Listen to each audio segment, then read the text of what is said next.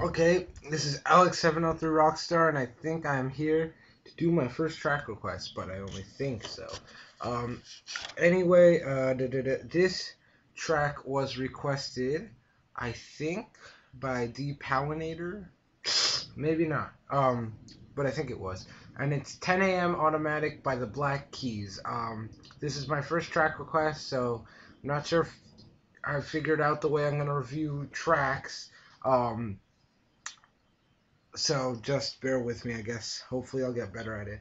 Anyway, so this is the Black Keys 10 a.m. Automatic off their album Rubber Factory. Um, so what first hits you is this bluesy guitar that comes out of the song. It's like, dang, you can tell this is going to be a bluesy riff.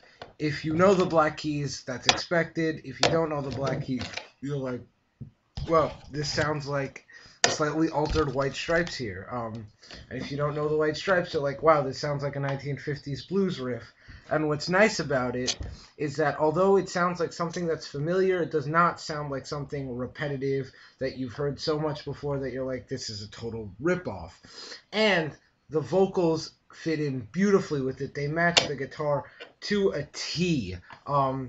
And it's kind of like a romp all the way through. You just feel like kind of dancing along through it, and it's definitely a song to have a good time to when you're in a good mood. But it's not a perfect song. I'll start with saying that it's very repetitive. It's not a long song, so that saves it from hurting the song too much. But it doesn't really change ever at all. In fact, the guitar riff stays exactly the same, and only at the end when a second guitar is added on top does it even barely change. And I think that they could have done a little more with that. It's one of those songs where I feel like it's a great riff and a great concept, and then it never ends up going anywhere. Um, and also another problem with it is the production here. It's like the guitar is stuck in between being a clean sound and a dirty sound. It's stuck in the middle. It could have gone slightly cleaner and they would have had to take the song somewhere else, or it could have gone slightly dirtier and it would have made it muddier and muckier, but that could have taken the song in the other direction. But instead it feels like it's somewhere in between where they don't have much of an option. There's no real resolution to the riff because of this.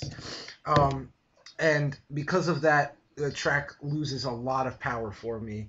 But either way, very good track by an excellent band. By their album Rubber Factory, it's one of their best. Also, Attack and Release is excellent stuff.